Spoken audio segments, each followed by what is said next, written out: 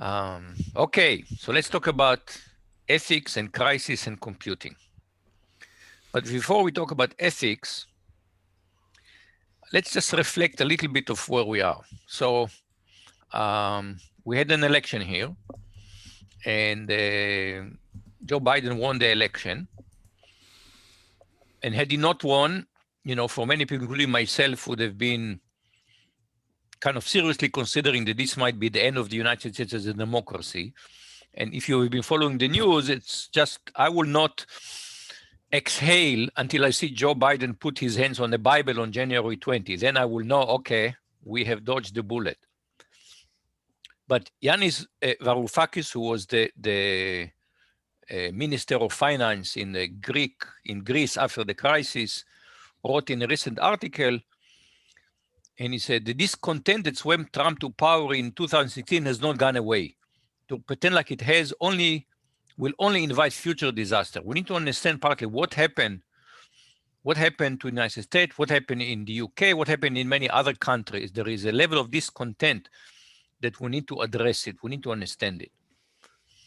And I would argue that part of it, and it's a complicated story. There's no one simple reason. But one element that we must discuss is that of trust. So what is trust? Trust is when you rely, here is a dictionary definition, reliance on the integrity, strength, ability, surety, etc. of a person or a thing. So at least the United States corporations sometimes do what they call team building retreats. They take you off-site and they do all kinds of exercises. And one of them is called the trust fall game. And the picture describes it. You are supposed to stand on a platform and fall backwards. And your colleagues are standing behind and they will catch you. And you can see, there are like, what is it? There are 14 people there. So surely they will catch you. But falling backwards is absolutely terrifying. Okay, I mean, you're part of your brain telling you you're going to die. And you have to override it with your trust. And they do it because partly for a team to work well, you have to trust your colleagues. Now, why is trust so important? So Wittgenstein, the Austrian philosopher, said every game has an unwritten rule. What is the unwritten rule? The unwritten rule says follow the rules of the game. So in game theory, very often we say the rules of the games are common knowledge among the players. But it's really not enough. You have to trust that the players will follow the rules. Just to understand it, first of all, let's think of traffic lights. So in developed countries, in most developed countries that I know, a traffic light is everybody understands the rules and everybody trusts that everybody else will follow the rules. So when I say a green light, I just drive through. I don't even slow down because I have a green light. And I trust that the light is working properly. It means the other direction has a red light. And I trust that other drivers will stop at the red light. But I have friends from Cairo, and they say, no, a red light is just a friendly suggestion.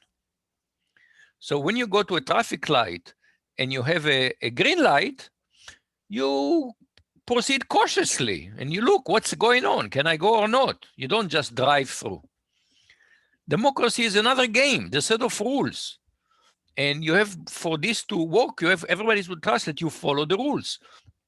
In a recent article in the Washington Post says, if the losing party won't accept defeat, democracy is dead.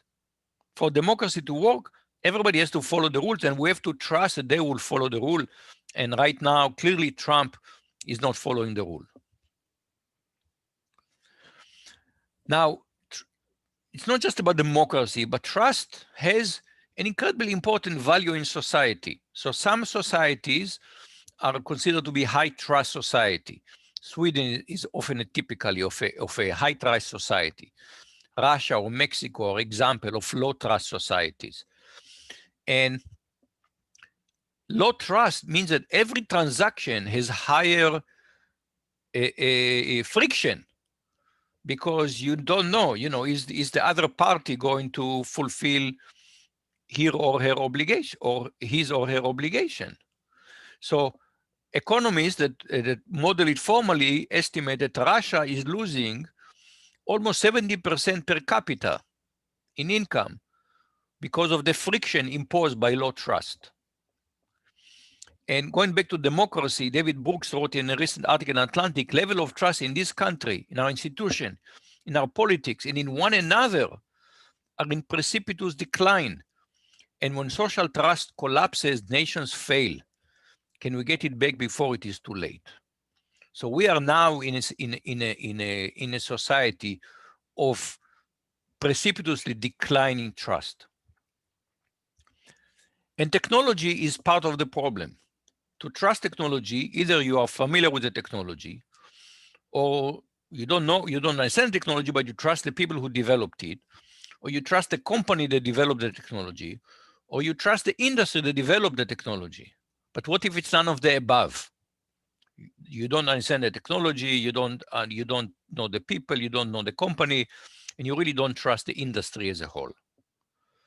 And we have now a crisis of trust in technology.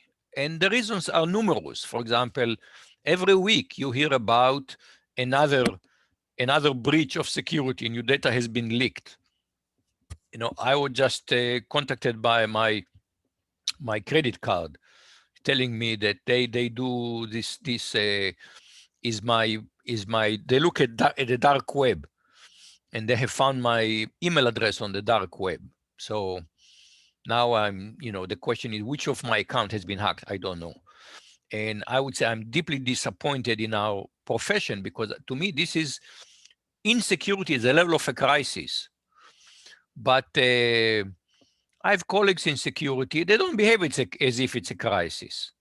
They write papers, they go to conferences, it's a good business for them. It's not as if this is an existential crisis. Privacy, we gave up on privacy now. Surveillance is a feature, not a bug. I'll come back to privacy.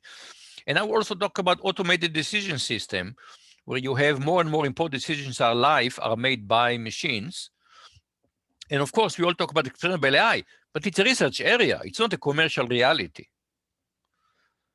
So there are many reasons to think that we have a crisis of trust in technology. Do we trust the vendor? Do we trust the industry? Well, they all write, when you use Microsoft, there is a service policy, 15,000 words. I mean, it was written by lawyers. Excuse me. It's unreadable. Surveillance has become a standard business model. And the industry is known by its hypocrisy. For example, some tech executives are proudly telling us that they don't allow screens in their own home to be used by their children. That means they are producing this technology for your children, but not for their children, because they think it's not safe for children to do it. Self-driving car, there was I think it was in a neighborhood in Silicon Valley where they blocked, here around Houston, I see this self-driving car kind of driving around Houston. But in some Silicon Valley poshy neighborhood, they block them. They don't want them to drive in their own neighborhood. Again, it's good for your neighborhood, not for their neighborhood.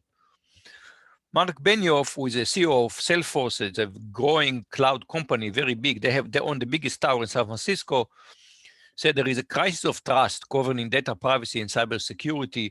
I think it's broader than that. There is a crisis of trust. I realized that there is this crisis of trust, and it has been nicknamed the techlash. The backlash against technology is now known as the techlash. I read a column by Peggy Noonan. She's a conservative writer in the Wall Street Journal, and she wrote about 3 years ago, and she wrote about gun ownership, and her argument was utterly unconvincing, but this paragraph is important. Why are people afraid?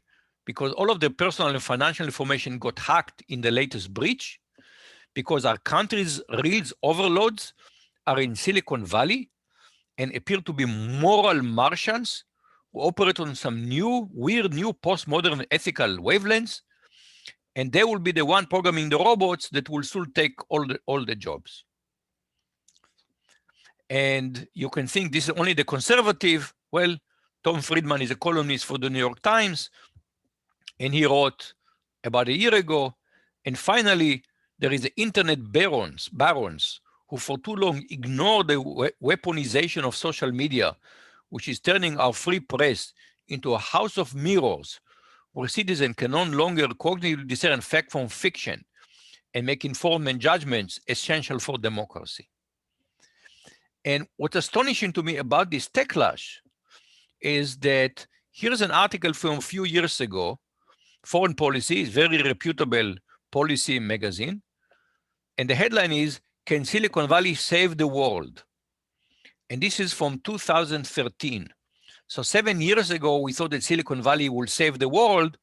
And now we think that technology and Silicon Valley are destroying democracy. Wow, we have come such a big distance in such a short time. So I want to take one example, and this is automated decision making. And I'm going to focus on machine learning in the justice system. In April of 2017, John G. Roberts, who is the Chief Justice of the United States, visited RPI, Rensselaer Polytechnic Institute, and had a public fireside chat with the president, Shirley Ann Jackson. And she asked him, "Can you foresee a day when smart machine driven with artificial intelligence says, plural, will assist with courtroom fact-finding or more controversially even judicial decision-making?" And he responded, "It's a day that's here, and it's putting a significant strain on how the judiciary goes about doing things." The New York Times described it as an algorithm that grants freedom or takes it away. Now, big decisions are made by algorithms, big decisions with the deepest impact on people's life. And there are many applications: bail, sentencing, parole, separating children from parents. And why do we see more and more machine learning being used there? Because these are all very, very difficult decisions. And it's actually very humanly difficult for judges to make this decision. You know, when you're a judge and you're sentencing someone to life in prison without parole, think about it. I mean, even if the person is a bad person, these are difficult decisions. It's just easier to delegate them to algorithms. In particular, it's easier to delegate to algorithm when there are vendors that promise you all kinds of things. So there is a company you never heard about, North Point, and they have a beautiful website, Advancing Justice and Embracing Community. Who can object to advancing justice and embracing community? It doesn't tell you that this means machine learning for automated decision system. That's really what's going on. And the system is called Compass. And in 2016, ProPublica, which is a non-for-profit news reporting and analysis, was able to get its hand on the system. It's called Compass, and gave it data that was identical, but they just changed the names and background. So one defendant is white and one defendant is black, and discovered that the system is biased against blacks.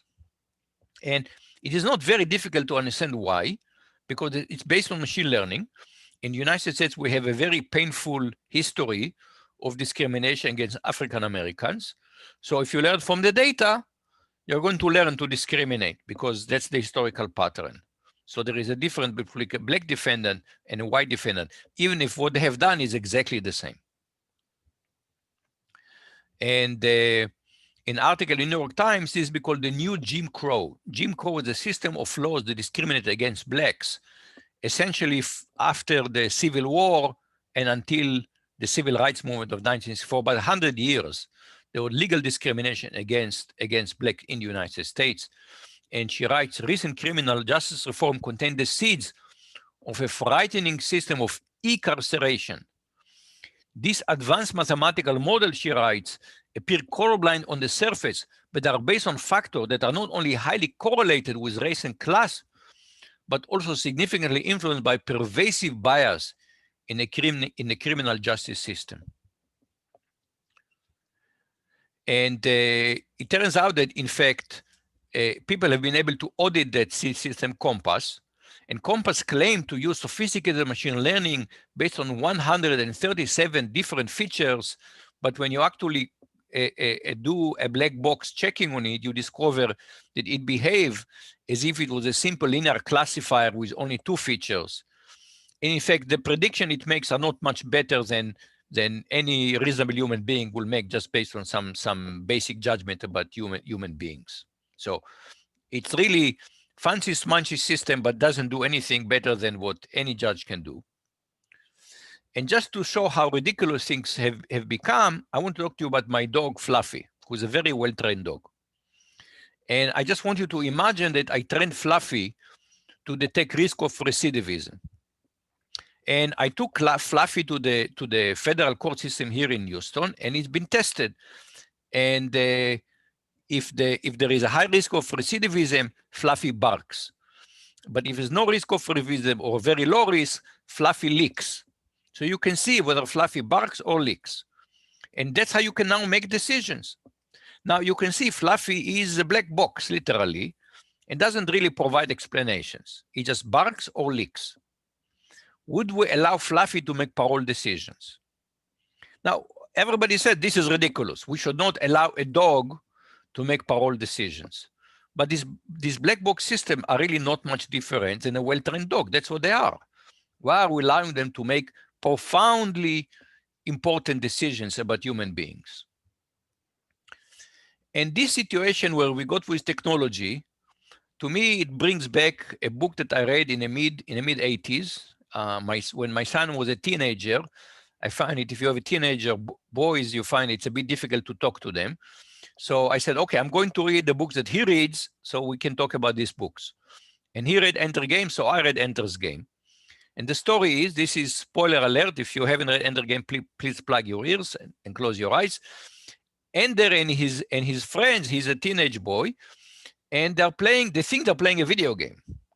What they don't know is they're really fighting an intergalactic war, and they win at the end, and they destroy civilization. In fact, there is a follow-up book, Speakers for the Dead, about how they come to, ethically, how do they come with a moral responsibility of they have destroyed civilization. And I think this is a good metaphor for what we computing professionals finding ourselves, okay? For us, computing has been a kind of a game. I mean, the people in computing, why? Well, it's a fun game. It's like a puzzle. I got into computing at age 16 because computing was challenging, but there were clear rules. And to me, when I was 16, girls were challenging and there were no rules. And I liked the world with rules, so I went to computer science. And now we found that our technology is running the world. And that has led to the so-called ethics crisis. And so you can see a whole collection of headlines of articles started about 2018, a New York Times, Tech's Ethical Dark Side, a Boston Globe, Ethics Crisis, New York Times. Now we have now CEO suddenly has a new meaning. CEO suddenly means Chief Ethics Officers.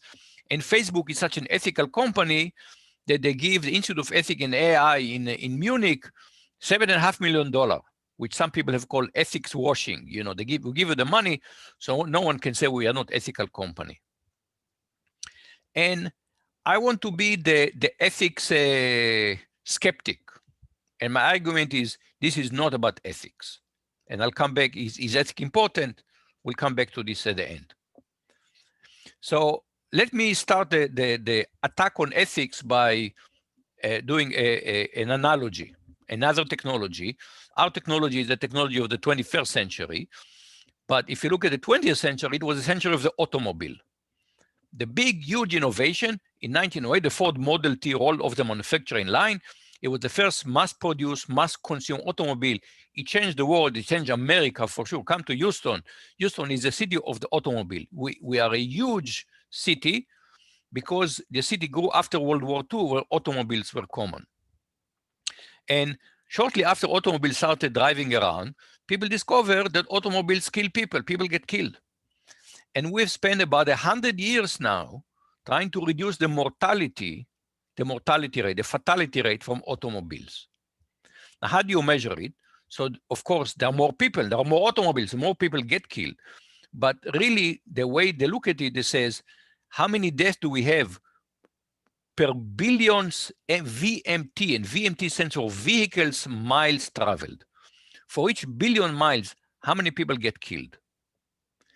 And you can see that we've been able to improve this by a factor of about 50 since about 100 years ago. So we have, this was really a huge success story. Automobile today are so much safer than they used to be. Just imagine, right now in the United States, about 30,000 people die every year from car crashes. Multiplied by 50, and you get 1.5 million. Imagine, this is unimaginable. Of course, we couldn't live like that. How did we do it? Well, not by one measure, but a whole plethora of different measures. We designed the cars differently. We put mirrors. We put anti-lock brakes. We put airbags. We changed the environment. We have crosswalks, traffic lights. We changed the laws. We have driving while intoxicated is illegal everywhere. Texas finally, 2 years ago, they made driving while texting illegal. So we did a whole bunch of different measures. What did we not say is the solution? The solution was not to take drivers for ethics training. Nobody said the solution to car accidents is to train all drivers in ethics. We will tell you that the driving while drinking is unethical. That was not the solution. We made it illegal. So what we did was, I would call public policy, because if you look at it, it was a decision what to enforce by law, what to enforce by regulation, what to leave to cities to decide how to, the city decide where to put crosswalk and traffic lights. So all of this together, I call public policy.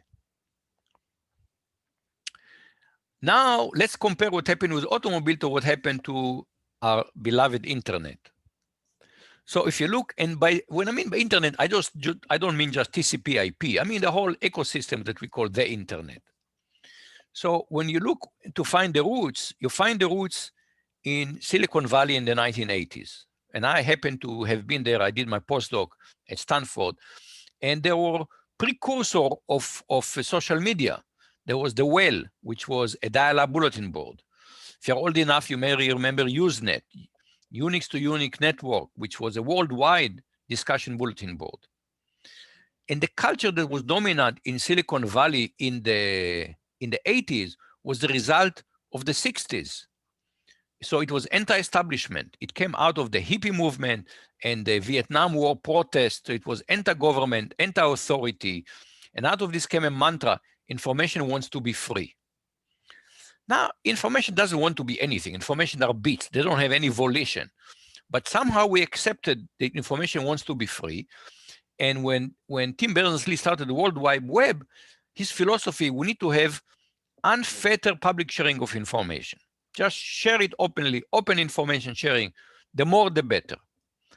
Of course, we quickly discovered that the more information you have, you can find it. There's too much information. So how do you find information? Well, we need, at first people say, let's use, how do you find books in library? You have a catalog. So let's have a catalog for the internet. And Yahoo originally, that's what they tried to do. They tried to have a catalog for the internet and didn't scale. And then search engine came about, but the original one were pretty bad. And then Google came with a high quality search engine. But then they have to figure out how to make money. Remember, information wants to be free. Google is free. Google search are free. How do you make money? So Google had the idea, let's copy the idea that used by media, which is television and many newspapers, advertising. So they use advertising to make money, to monetize the search. But it turns out that online advertising is ineffective. Why?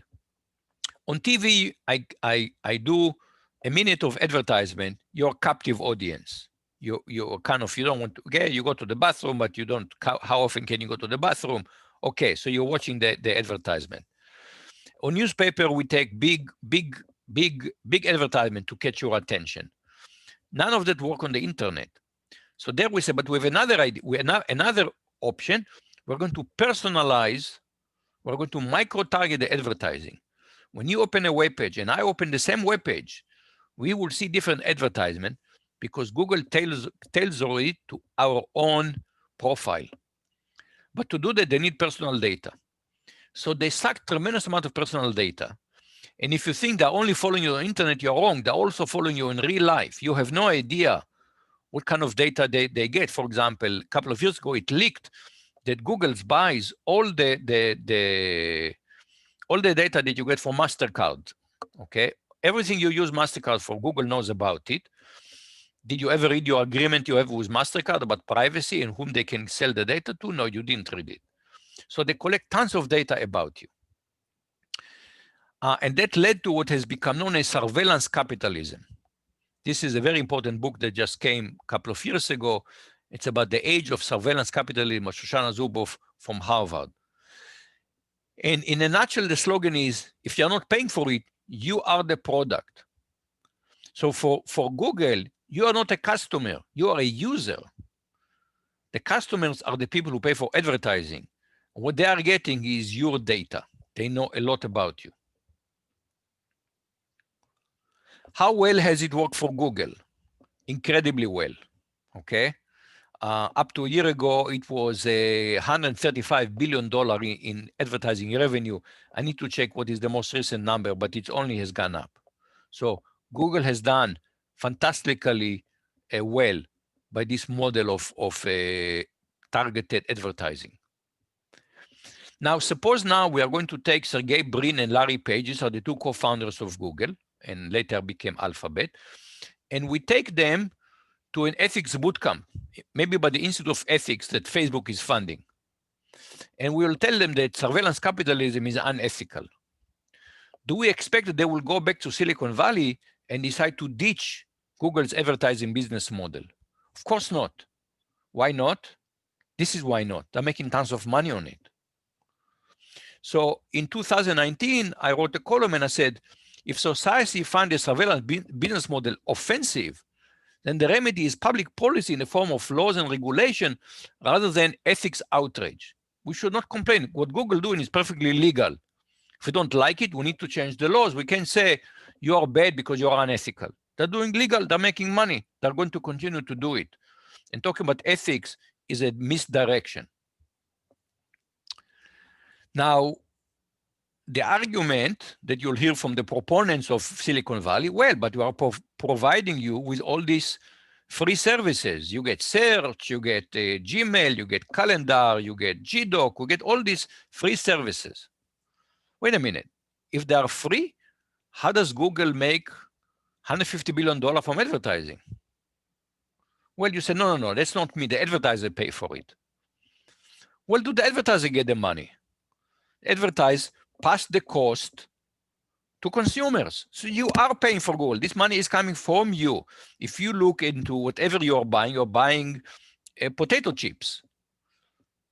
Part of the cost advertising on Google. So we are funding Google, except it is done in a very opaque way. We have no idea how the money flows. And because of this free, and we all love free things, but even though it's not free, we got this mass surveillance. Now, again, people argue that people are willing to give their data in exchange for free services. Well, it turns out that this audience is a sophisticated audience, but people have done Pew Charitable Trust does surveys, and it turned out that 3/4 of US Facebook users did not know that Facebook maintained a profile on them. In fact, I don't know if you've seen your own profile, but you can get access to it. If you're using Facebook, go to advertising and drill down in the menu until you find your profile. So people were shown that they have a profile. More than 50% were say, wow, we don't know that Facebook is maintaining a profile for us. And many people disagreed with Facebook characterization. For example, I think of myself as politically centrist. Google said I'm extremely liberal. I don't even know who is right. I'm so not Google. Facebook says I'm extremely liberal. And I don't know who is right, Facebook or me. Is Facebook wrong or my self-perception is wrong? Now, again, I'm sure that this audience, if I asked you, do you use Gmail? I think it would be more than 90% of the people would say yes. It's just it's high quality. They do a pretty good job on filtering spam. You can, on every device, you can get it. It's pretty good. Have you read Google Terms of Services? I would bet that the vast majority of the people in the audience use Gmail and they have not read the Terms of Services. And if you read, you will be shocked, because every time you send a paper to your colleague using Gmail, you're giving Google some rights to use the content of the paper, to improve their services, they say, but which is such a broad statement that it means you're giving them a incredibly broad license to use what you thought is your own material. Let's take another example. This is a copy of a license. Again, I copied from a device. It's made by a famous company. I won't use its name right here. What does it say? It says, to the extent not prohibited by applicable law, in no event shall XXX be liable, ... So basically, it's a disclaimer. It says, we are not responsible for anything to the extent not prohibited by applicable law. The answer is, there are really no laws that are, almost no country has a law that says that computing products are covered by standard notion of liability. Okay, so if you use software, you use your laptop, they're only liable to the value of the laptop, but they're not liable for any other damage that may have been caused by that, by failure of software or hardware. Now, it's important to understand there is a legal concept of strict liability. And this strict liability is a doctrine that has emerged during the 20th century. And is emerged because the old legal dogma of caveat emptor, buyer beware, proved to be not very relevant when society become more technologically advanced. Okay, you buy a car. Can you check that the car is completely sound? No, you cannot check it. If you buy a used car, they do some basic checks, but you cannot check every aspect of the car. So if I drive my car and a tire fails, a new tire, and it fails, the tire manufacturer is strictly liable. Okay, if I make a milkshake at home and my blender blows up, and I didn't do anything against the I didn't put inside stones, I just put a milk and banana, and it blows up in my face, the blender manufacturer is liable. This is called strict liability. And the only exception to strict liability for product is in computing, in hardware and software. Now, strict liability is a very, very old concept. It goes back 4,000 years, goes to the laws of Hammurabi. Let me quote to you from the laws of Hammurabi, which is in Sumer in 4,000 years ago. If a builder has built a house for a man and has not made his work sound, and the house which he has built has fallen down and so caused the death of the householder, that builder shall be put to death. This is strict liability. You bet that the builders in Sumer were took this very, very responsibly when they built a house. They knew what the punishment was. Helen Nissenbaum, who's an ethical philosopher, wrote an important article that's not enough widely known in 25 years ago, Accountability in a Computerized Society. And she wrote, this essay warns of eroding accountability in computerized societies. It argued that assumptions about computing and feature of situation in which computers are produced create barriers to accountability. And she proposed several remedies how to ensure that there is more accountability in computerized society. And again, the problem is the corporation XXX is unethical, or that we have not established law that says there must be higher standard of liability for computing product. I would argue again, it's a failure of public policy. Now, why is there no public policy or very little public policy in computing? Well, the tech industry today, the big five are Alphabet and Apple and Amazon and Facebook and Microsoft. Their market capitalization today is more than $7 trillion. They are hugely powerful. And it's not just the current set of tech companies. Even you go the previous generation, the IBM at the time. Generally speaking, the tech industry has resisted any attempt of regulation under the mantra, regulation stifles innovation. If you regulate us, we will not be as innovative as we could be. Here is a quote from Wired magazine. In 2018, Elon Musk was was accused of trying to manipulate stock prices by using tweets intentionally to change the stock prices. And Wired wrote, the case against Elon Musk will chill innovation. Let's other people are bounded, are constrained by the law, but Elon Musk is special because he's innovator. But this culture goes even deeper, and I call it the Techno-Utopian culture. In 1996, the Electronic Frontier Foundation was formed. And today it's an organization mostly focusing on privacy. But in 1996 it was formed, they had higher ambitions. And part of their ambition was they were really formed to try to prevent any regulation of technology. And they issue a declaration of the independence of cyberspace. And you have to read it because it's mind-boggling when you read it. But this is just how it starts. Government of the industrial world, you worry giants of flesh and steel. I come from cyberspace, the new home of the mind. On behalf of the future, I ask you of the past to leave us alone. And it is as if what happened in cyberspace will stay in cyberspace, which of course we know it's nonsense. Today we can conceive, for example, of a cyber attack on the US power grid. And there are reasons to think that this is something that, for example, there was some evidence that Russian hackers have been attempted to penetrate some US power grid. US power grid is very distributed. There are some big players, there are small players. The small player cannot invest in cybersecurity as much as the big players, and some Russian hackers have been able to penetrate them. Or a cyber attack on the US election system. I'll come back to it.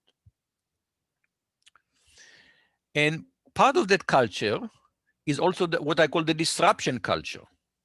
So in 1995, Clayton Christensen, who just died earlier this year, is a business professor in Harvard. And he coined the phrase disruptive innovation, which he defined as a process by which a product or device or service take root initially in simple application at the bottom of the market, then relentlessly move up market, eventually displacing established competitor. So he showed how he took this drive technology, and the younger people, he may not remember, but it used to be the disk drive were literally that big. That was a disk drive. And over the years, they shrunk and they shrunk and they shrunk and they shrunk and they shrunk and they shrunk. And very often that happened not by the same company improving its product, but new companies entering the market. And every time entering in the bottom of the market, and eventually replacing the previous dominant companies. Now, Christensen was attempting to be just descriptive. He said, this is what I'm seeing in the marketplace. But disruption has since then become a Silicon Valley mantra. In a recent article in New York Times, Heffernan called, ennobling destruction and sabotage make the most brutal form of capitalism seems like God will. Oh, well, it's a free market. That's what the free market works. It's not the free market. It's individuals that are making this kind of decision, partly because they're unconstrained by law. And in fact, Facebook took this disruption culture to the next level of breaking things. They make it a motto, move fast and break things.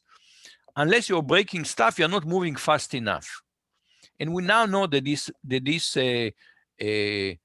manifesto of Google, frictionless sharing, has huge adverse consequences. Massive diminution of fake news. Why? Because fake news is always more exciting than real news. So people share them more and they spread like wildfire. And this has been argued to have a decisive impact on the US 2016 presidential election. And this was very well covered by a book from 2 years ago. And that everything that came out afterward, the Mueller report, the Senate report, only confirmed. Cyber war, the title of the book was Cyber Wars, how Russian hacker and troll help elect a US a president, what we don't, can't, and do know. So she saw there is preponderance of evidence that Russian interference play a key role in the election of Donald Trump. And finally, as the final example, take the so-called sharing economy, which I would describe as criminality as a business model.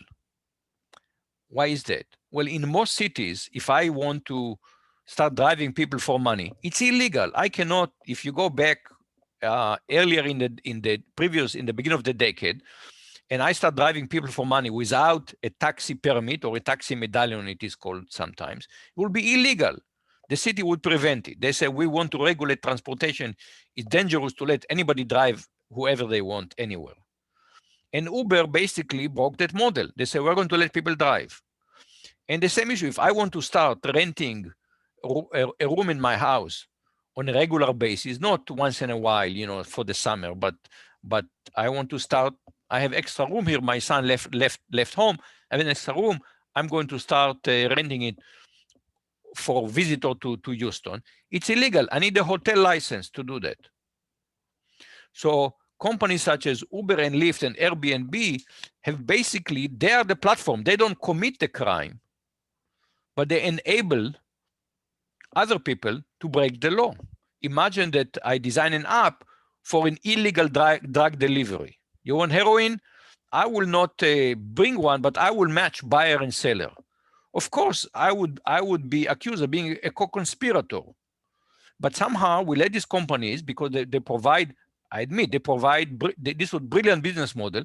They provide brilliant services, but I don't understand why the law was never applied against them. Now, this kind of goes down to how do we expect corporation to behave? So if you go back in let's say 1960, and you ask a CEO, whom are you responsible for? The CEO says, well, I have many stakeholders. I have shareholders, I have customers, I have employees, there is a community where I'm placed. I have to balance all of them. And that means that in some cases, I will sacrifice profits because of some social goal, okay? I will maybe not fire employees because that may devastate the city in which I'm located.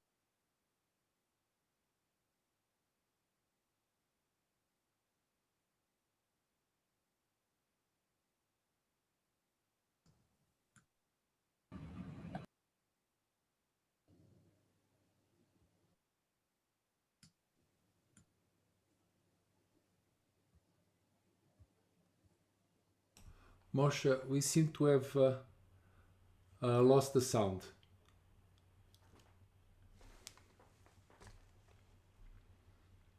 Can you hear me now? Yes. Okay, let's try that. I don't know what happened. Okay, so Milton Friedman argued that companies only have to make money, nothing else counts. And so companies started just pursuing profit, nothing else. In 2019, the Business Roundtable argued, no, we need to go back to stakeholders, and we will see how that's going to work out. And the real question is, who is driving the future? Technology is driving the future. That's very clear. We live in a world where technology is driving the future. But the question is, who's doing the steering? And the answer is right now, tech companies are doing the steering, because the technology has moved so fast that public policy is lagged way behind. And of course, innovation is useful, but innovation is never the goal by itself. New is not necessarily better. Innovation has to serve societal progress. So some innovation, we should say, we don't want this innovation. Other innovation, we want more. And there has to be a societal voice. In a perspective on Milton Friedman, in Milton Friedman article, the New York Times had a collection of articles about it. And one of them was called 50 Years of Blaming Milton Friedman. And Benjamin Applebaum wrote, critics have been fighting ever since to get corporations to acknowledge broader responsibilities. It's the wrong battle, he says. Instead of refining the role of the corporation, we need to refine the role of the state. Why? Because governments remain the most powerful means to express our collective will. It's imperfect. We are all frustrated very often by politics, but it's the best way we have to express our collective will. The necessary solution is create strong incentive for good behavior and laws against bad behavior. We shouldn't expect corporations to behave ethically. We should tell them how to behave. Now let's go back to ethics. Am I saying that ethics is not important? Of course not. Of course ethics is important. I teach a course at RISE on computing ethics and society. I think it's very important to teach computer science students. I'm happy we just wrote a paper on the course we're teaching at RISE. It's on my website, and I'm happy to share it with people. But ethics is not a substitution for public policy. Ethics should inform public policy. Chief Justice Earl Warren from the 1960s and 70s, he was Chief Justice. He wrote, in civilized life, the law floats in a sea of ethics. Ethics inform public policy, informs the law, but it's not a substitute for the law. Now we have to very delicately balance public policy and ethics. Takes prohibition. Prohibition was an attempt in the United States to make consumption of alcohol illegal. Why? Well, we all know that there are all kinds of bad consequences when you get drunk. So they said, let's make it illegal. It was a disaster. We had a drug war in the United States. It was a disaster. So we have to very delicately balance what do we cover by public policy and what do we leave to individual decision making. Ethics is about individual responsibilities. Public policy is about societal responsibility, and we need to distinction between them. The law is institutionalized. There is a justice system. There's no ethics system unless you're a lawyer or a doctor where ethics has the power of law. Otherwise, we are not, ethics is not institutionalized. Now, it's become very clear that there is now more and more growing consensus that we need to have more regulation. And this has been argued by different newspaper editorial, even by executive, Tim Cook, Apple CEO, Mark Zuckerberg, all of them saying, yes, we need some more regulation. So regulation is coming. The question is now how to regulate well, and that's difficult. It's not easy to regulate well. They're also culturally important. You need to have good governance. If you have a country that is corrupt, then regulation is just an opportunity for more bribery, okay? Because the rich companies will bribe their way out of regulation. And as we know now, there are also differences between the US and in Europe on how to regulate. And some issues, cybersecurity may require international treaties. So this is not going to be an easy road. And there's a big question that we must face is big tech too big? Are these companies now simply become too powerful? And should we do something about it? To me, there is an easy decision. You know, we should have never let Facebook buy Instagram and WhatsApp. They simply bought their competitors.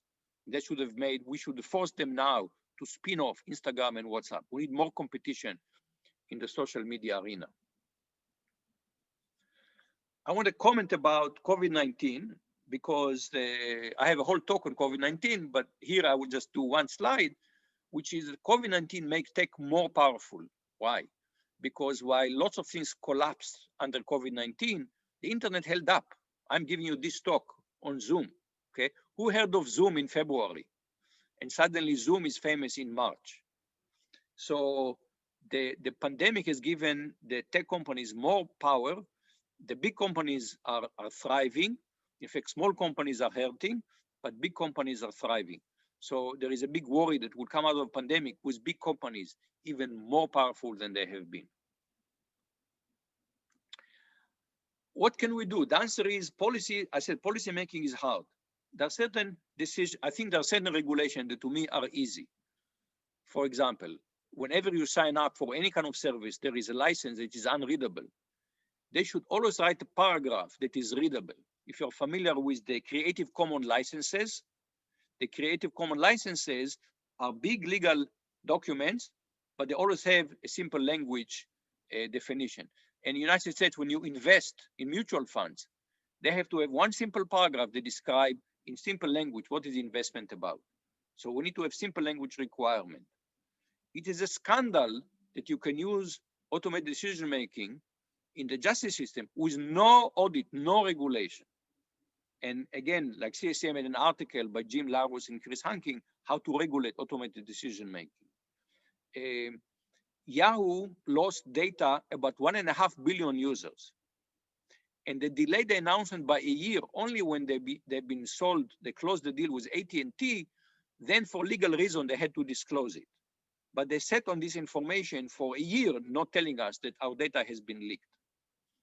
I would love to use Google for pay. I want to pay for using Google, so to eliminate surveillance. I don't want no advertising, no surveillance. I'm willing to pay. I don't have this option. I want to go back to close by going back to our roots. Leibniz, who was one of the first people to conceive of the possibility of mechanical, he talked about calculus ratiocinator. He talked about reasoning machines in the beginning of the 18th century. And he said, if we are able to build such a machine, mankind will then possess a new instrument that would enhance the capability of the mind to a far greater extent than optical instruments strengthen the eyes. It would be like glasses for the brain. So technology should help us.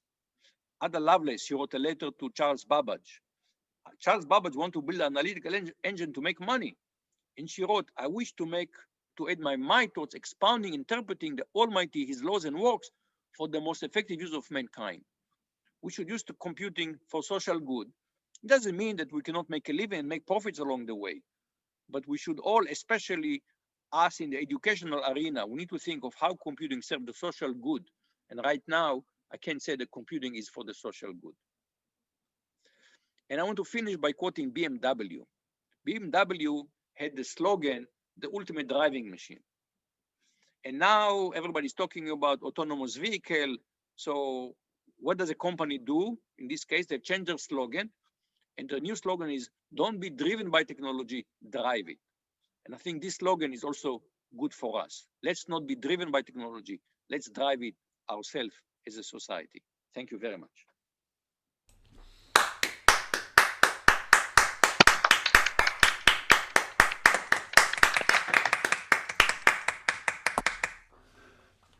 Thank you very much for this inspiring talk, Moshe. And at this point, I have one question. I have lots of questions, but I assume that our colleagues and other people would have questions to ask. So if you have a question, please raise your hand and I'll be happy to yield to you. Are there questions on the chat? There was a question from the chat in which you said yes.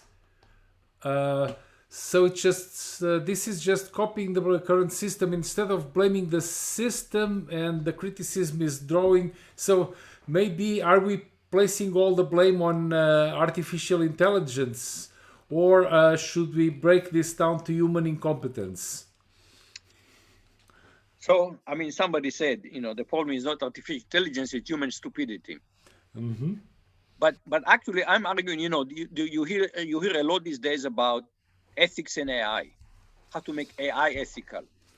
And I think our challenge is, first of all, is how to make human beings behave appropriately. And so, for example, do we want, of course, if we have a automated decision system for the judicial arena, we want it to be not to have bias. Okay, that's a good goal. So people who study algorithmic bias, of course, it's a good area. But the first ethical question is not that we want the automated systems to behave ethically. The first ethical question to ask is, should we use automated decision system for judicial decision making?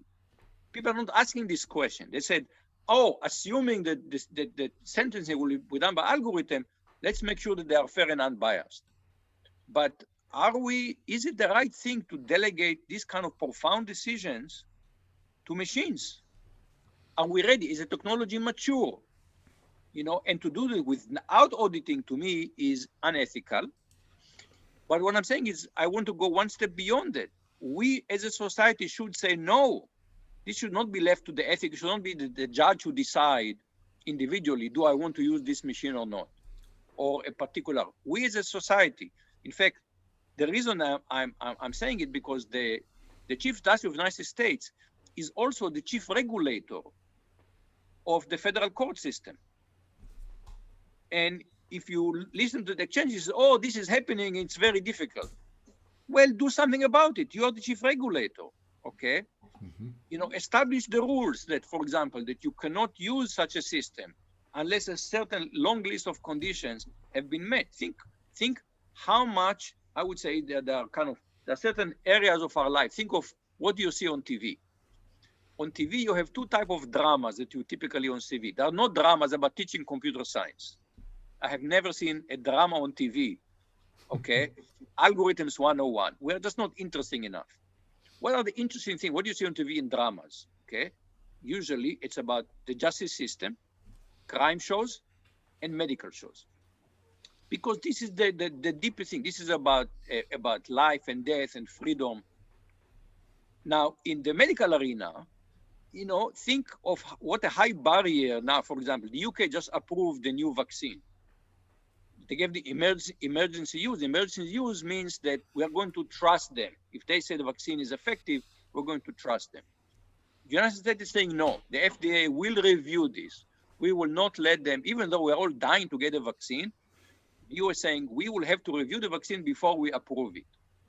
So in the medical area, we have very, very tight regulations when you can use a new drug. But in the judicial arena, you can come up with a new snake oil, which is your fluffy. You can bring your fluffy and tell them, oh, this is based on deep learning and this and this and that. And there are no rules on regulation. I think this is a scandal. Okay, thank you. There is a question from Luis Pedrosa, who raised his hand. So Luis, you can either write it or speak it. I'll speak it, thank you. So thank you, Professor Vardi. This was a very interesting talk. I would like to hear your thoughts on Section 230 of the Communications Decency Act. For a bit of context, especially for non-American audiences, prior to the 1990s in the United States, there were two regulatory frameworks for public discourse. You could either be regulated as a journalist, where you take editorial decisions on the content you're publishing, and so you're responsible for those decisions, or you could be regulated as a telecommunications company, like a phone company, in which case you cannot alter in any way those communications, but then you're no longer held liable for them. So people can plan a murder on a phone call, and the phone company is not responsible for that. In the 1990s, they passed the Communications Decency Act. There was a whole lot of history behind that I don't need to get into, but it created a third lane where companies can moderate the content under reasonable guidelines, and companies like Facebook and Google use this so that they can republish your information, they can your posts, they can share your posts with your friends and all of that, and they can censor this or put their own little message on it saying this is fake news, or can do all the things that we're used to seeing them doing nowadays, and not be held liable for it. And there's now a whole new debate about whether we should repeal this, whether we should add more restrictions for censorship or less restrictions, and it's actually becoming a very big discussion in the United States. What are your thoughts on this matter? So a year ago, if you ask me, I would say just kill Section 230. They don't deserve this. And the main reason I was thinking about it is because if you look at the law, they're called platforms, and they're viewed as neutral platforms. But Facebook is very, very far from being a neutral platform, because they decide what you're going to see. So it's true that they cannot modify this, okay? But they do what you see on Facebook. This is something people don't realize. Partly what Facebook is doing, they profile you, and they show you what they think you would want to see. They want to keep you engaged. You want to see it on the platform. So they take a certain make editorial decisions. So I thought they don't deserve Section 230. The problem, and I just wrote a column, but if you look at CCM at my latest column, asked this question, okay, suppose we take away Section 230, what then? Then suddenly what happened is that a company like Facebook has something like Facebook itself has about 1.5 billion users, I think. And if you add Instagram and WhatsApp, then it's about 2.5 billion users. It's about a third of humanity. If you take away Section 230, then suddenly they have the power to decide what 2.5 billion people can say in the public sphere, because now this social media has become our public sphere. Now, there is a difference. You say, okay, if I submit a letter to New York Times, they decide whether to publish it or not. But that's one newspaper. If they don't like it, I can go to another newspaper. There are still not as many as there used to be, but there are still lots and lots of newspapers that I can try. But in social media, we have such concentration that really, I mean, the big one, Facebook is huge, Twitter, these two guys have tremendous power. Do we want to give them the power If we take away 230, they will say, I'm forced to decide I will stop, certain kind of news. Now, of course, we all wanted to stop some kind of news and not the others. But do we want to give them that power? And it makes me very nervous. I attended an event, a 2-hour kind of a panel discussion with some people with expertise. These are all people with bring an expertise in policy and law around this. And I was hoping to hear some wisdom from them what we should do. And they were all, at the end, nobody has a good prescription. So I think the problem by itself is not just Section 230 by itself. You have to go back to the same issue that I mentioned before, which is the dominance of small number of companies. And we understand why these companies actually are becoming so powerful, because there is it's what's called the network effect. So if you want to go to the place where everybody else is. So even Google try to compete with Facebook and did not succeed. They could not attract enough users.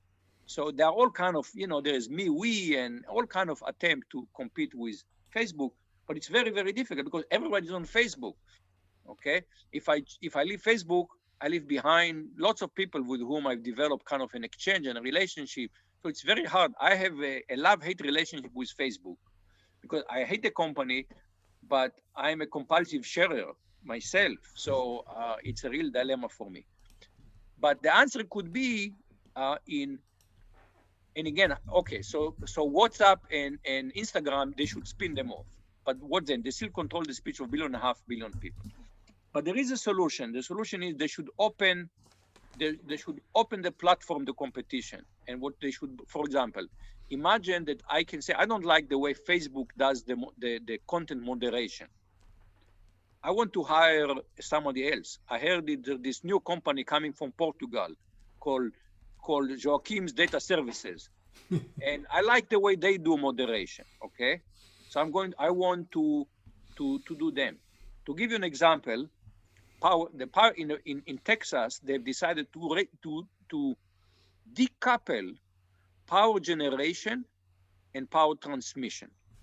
So it used to be there was one power company and they provide me with electricity and I had to pay the bill.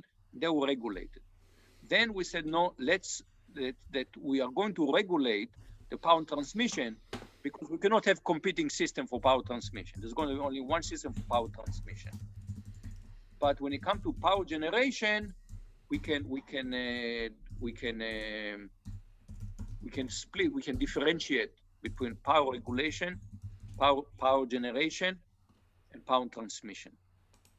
So this might be a way to deal with social media, is by splitting the different services that are provided to us by social media companies.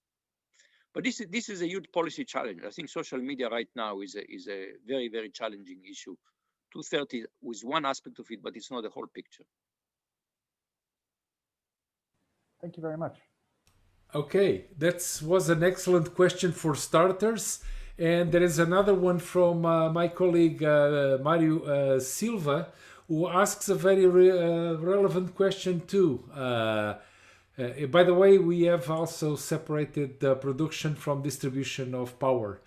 The question from his is, wait a minute, you're talking about the US Supreme Court and the US antitrust laws, but what about if all technology companies relocate to China, or suppose there's a competitor to Uber who operates from China?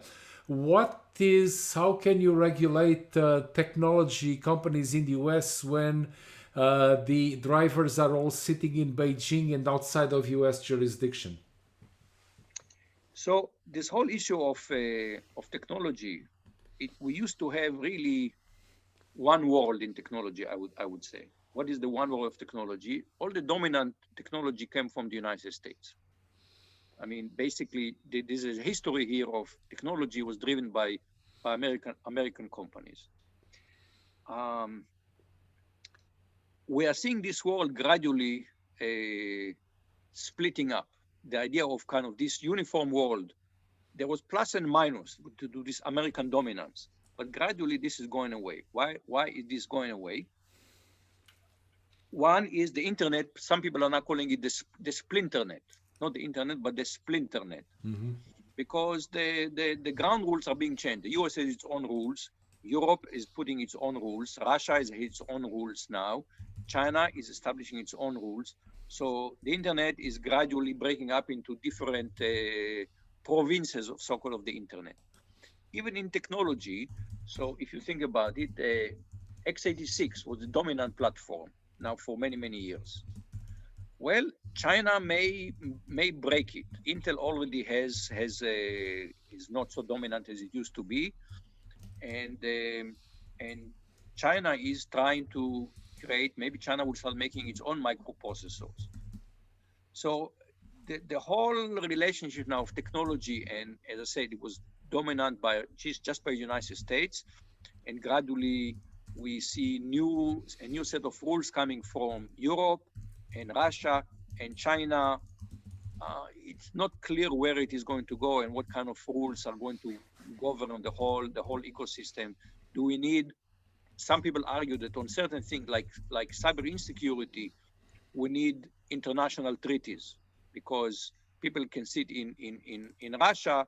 Or what was it? The fake news came from much of the fake news apparently became an industry in Macedonia. I don't know why Macedonia became a source of fake news for Macedonia. So this is going to be, these are not easy challenges. We'll have to continue the discussion and to figure out look at the policy angle internationally. I focus just on American angle, but I think we need to look at the global picture as well. Okay, thank you. There's another interesting question.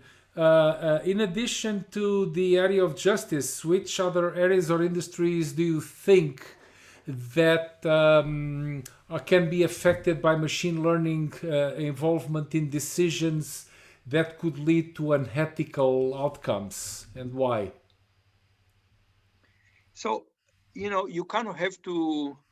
I mean, I will tell you, I'm in university, and kind of a very important decision that we make is admission. Which student should be admitted to the university? And this is made right now by human beings. We have a department of admission, and they have built experience to look at applicants and different models. I mean, private universities and public universities are using different models to make the decision. And again, this could be, somebody can say, these are difficult decisions, it's expensive. Let's use algorithm to decide who is admitted to the university. Rice is a very selective university. And again, you could argue that we should let algorithm make this decision. And I said that every time that we make important, kind of crucial, profound decisions, we need to, if we are considering of automating this decision making, we need to consider what are going to be the implications of it. Now, one argument I heard from people, but people are also biased. It is true, people are also biased. The problem that we have is very often is not when every person is biased. The problem is what happens when we have one bias, one dominant bias. One of the problems we have, for example, with African American United States is that there is a societal bias against blacks. What happens if we have everybody has a different bias? Then it's a kind of randomizer, and it has kind of a moderating effect with different biases. The problem for us with the automated decision making that you could end up having one algorithm that is used very heavily. And so you became one bias, you institutionalized it by everybody is subject to the same bias. We could use algorithm to do something else. Instead of automating the decision making, we can use machine learning to show the judges are biased. Imagine that we go to a judge and we say, look, here is all your decisions. We've been following you for the past years. Look at the profile of how you are judging people, and let's compare it to the average judge in the same area. You are much more severe than all of the other judges, or maybe you are even not just severe more other judges, but you are discriminating according to some profile. So we need to look at decision making more broadly and what's the impact of decision making, and when should we let algorithm make decision, and when should we let human make decisions. That's another topic that this matches a question I've been wanting to ask. So the short version is explainable AI part of the solution? Suppose we can explain the reason for decisions, and can we unearth bias underlying the training of these complex systems? Would this help? Well, to some extent, yes, but we have to go a little farther. So think about it. You guys want to hire someone, and you're asking me to write a letter. Okay. Imagine that I write a letter, and I say, you want to hire I hear about this new faculty member that you want to hire. I know of this person, hire this person. I just said, that's it. I'll write one letter recommendation. I recommend to hire this person. What will happen? So you have a hiring committee and you get my letter. My letter has one line. It says, hire that person. What will you guys do? What will your hiring committee do? They will look at this letter and say, this is ridiculous, useless letter, they would say. Just one line, not good at all, not good, okay? They will, what kind of letter would the hiring committee expect to see? The hiring committee would expect to see me evaluating the person and making a recommendation with an explanation. And then the hiring committee will not copy the decision.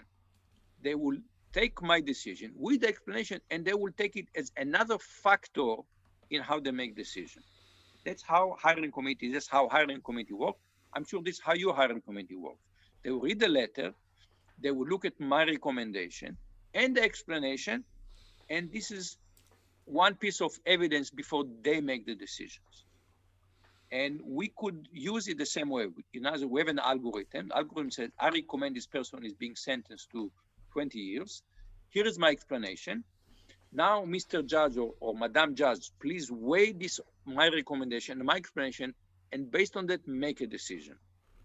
Because that's how we use recommendation. When we use black box recommendation, when I write a letter, I am in some sense a black box recommender, but you are using my recommendation and my explanation to make your decision.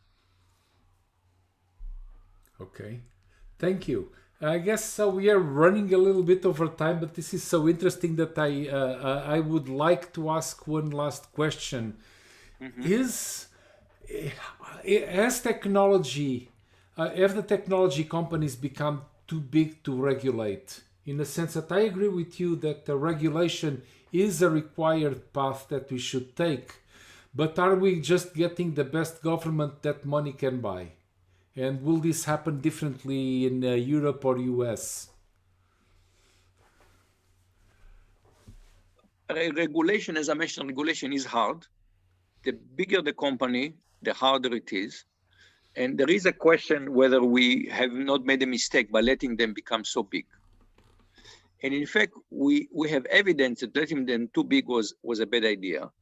IBM was very big. The government went to there was a big trial against IBM. It took a few years. And then there was a compromise, and IBM agreed to limit how it conduct business. I used to work for IBM, and I wanted to buy some version of LaTeX. There was some old version of LaTeX. I wanted to buy it from them, and I wanted to get a site license. And I wanted a lot of money.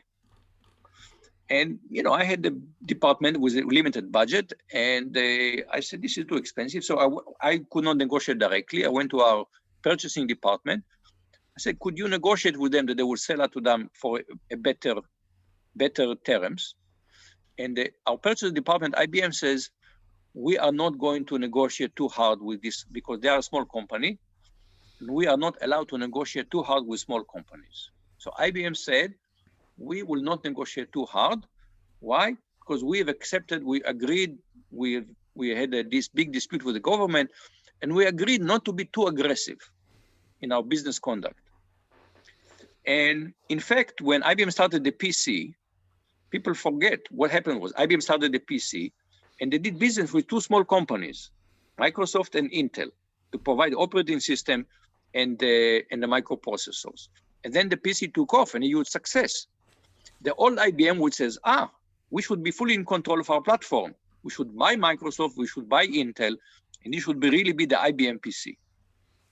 They didn't do it.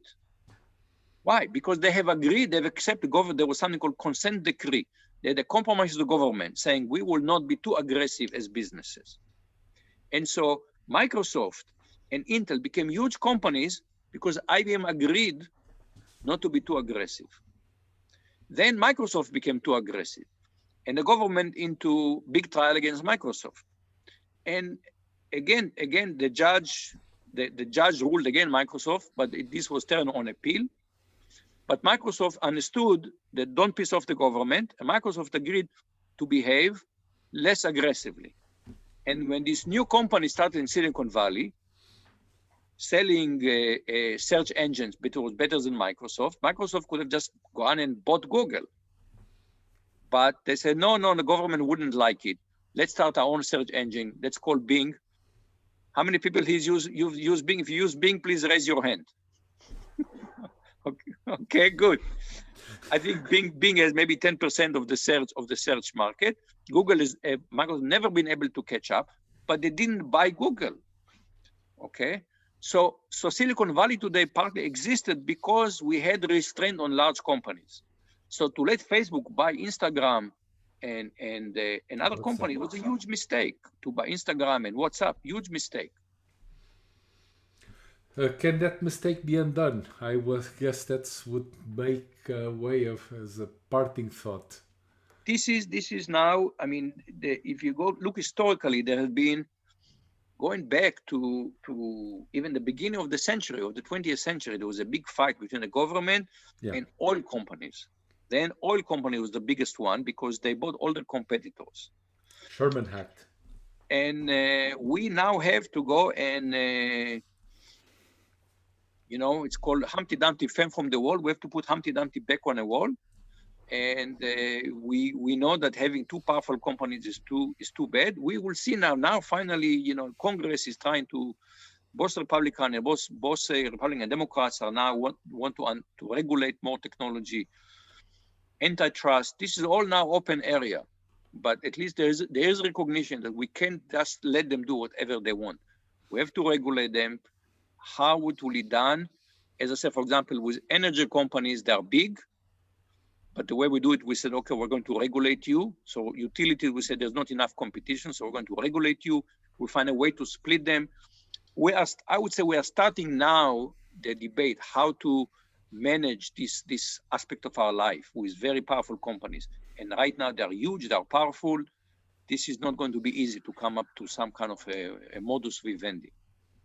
We have lots of good questions here still to answer. So I guess let's stick for one last question here. That's also from João Luís Sobrinho. And it says, let's say Google is forced by the United States Supreme Court or some other regulatory authority, let's say the FCC, that they require Google to offer a paid subscription model. And so they are required to offer an advertisement-free service to people like you and me who would rather pay for good Gmail than to be subject to all this data collection. Now the question is, would they stop collecting data from us if they were required to do so? And going back to the matter of trust that you started your talk with, how can we trust that if we pay a subscription, we will get privacy in return? So, one is there are just not laws. There are no laws about even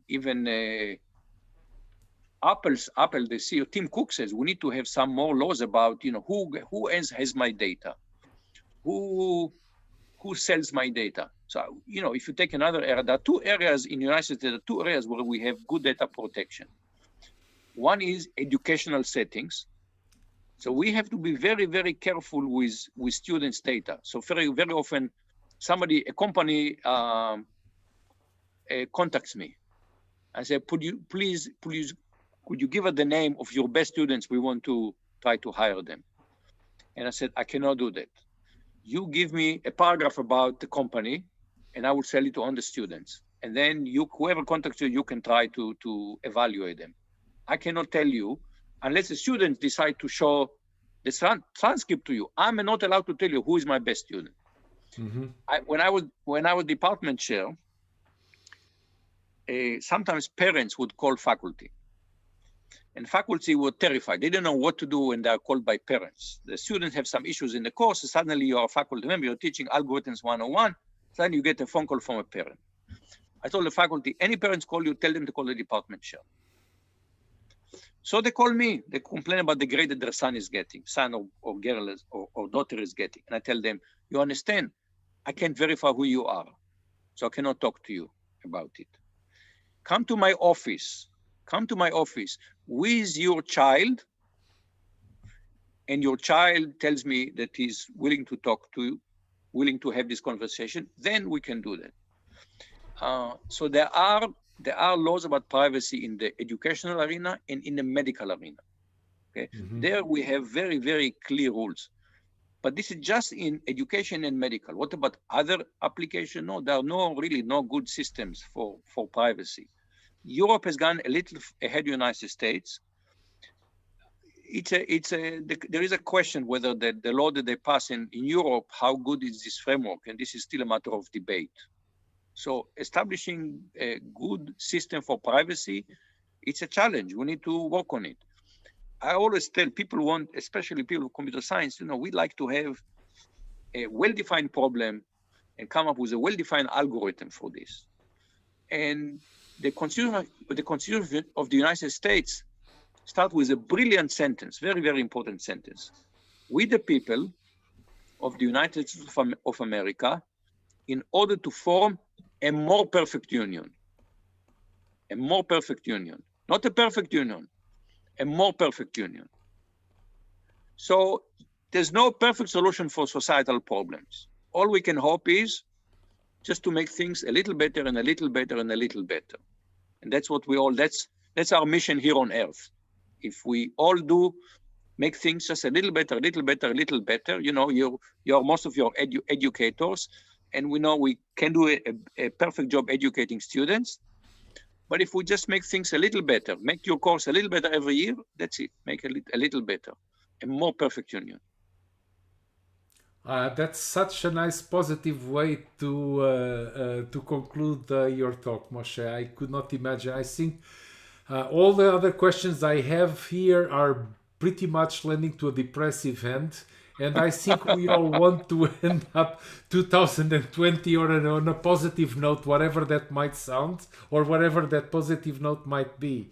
So, I cannot thank you enough for these 90 minutes that you have been sharing with us and discussing your wisdom and experiences. And I would like everybody to join me in thanking you with a big round of applause, or you can put that in your reactions. You have the reactions icon there, and you can put the clapping sounds. So thank you so much.